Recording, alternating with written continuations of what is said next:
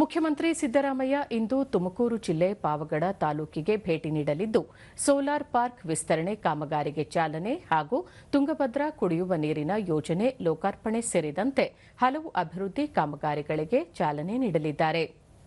ಪಾವಗಡ ಪಟ್ಟಣದ ಸರ್ಕಾರಿ junior college ಮೈದಾನದಲ್ಲಿ ನಡೆಯಲಿರುವ ಈ ಕಾರ್ಯಕ್ರಮದಲ್ಲಿ ಉಪಮುಖ್ಯಮಂತ್ರಿ ಟಿಕೆ ಶಿವಕುಮಾರ್, ಜಿಲ್ಲಾ ಉಸ್ತುವಾರಿ ಸಚಿವ ಮತ್ತು ಗೃಹ ಸಚಿವ ಡಾ ಜಿ ಪರಮೇಶ್ವರ್, ಸಹಕಾರ ಸಚಿವ ಕೆಎನ್ ರಾಜಣ್ಣ, ಕೇಂದ್ರ ಸಚಿವ ವಿ ಸೋಮಣ್ಣ ಸೇರಿದಂತೆ ಸಚಿವರು, ಶಾಸಕರು, ಅಧಿಕಾರಿಗಳು ಪಾಲ್ಗೊಳ್ಳಲಿದ್ದಾರೆ.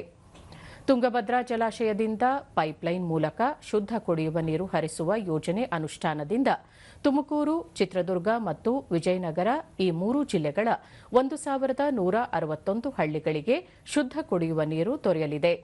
ಒಟ್ಟು 2,350 ಕೋಟಿ ರೂಪಾಯಿ ವೆಚ್ಚದ ಯೋಜನೆ ಇದಾಗಿದ್ದು 200 ಕಿಲೋಮೀಟರ್ ಮಾರ್ಗದಲ್ಲಿ ಹಾದು ಹೋಗಲಿದೆ.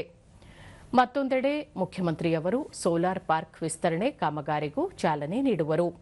ಪ್ರಸ್ತುತ 10,000 ಎಕರೆ ಪ್ರದೇಶದಲ್ಲಿರುವ ಸೋಲಾರ್ ಪಾರ್ಕ್ 11,600 ಎಕರೆ ಹೆಚ್ಚುವರಿ ಪ್ರದೇಶಕ್ಕೆ ವಿಸ್ತರಣೆಯಾಗಲಿದೆ. ಈ ವಿಸ್ತರಣೆಯ ಬಳಿಕ ಒಟ್ಟು 21,600 ಎಕರೆ ಪ್ರದೇಶದಲ್ಲಿ ನಿತ್ಯ 6,000 ಮೆಗಾವ್ಯಾಟ್ ಸೌರ ವಿದ್ಯುತ್ ಉತ್ಪಾದನೆ ಗುರಿ ಹೊಂದಲಾಗಿದೆ.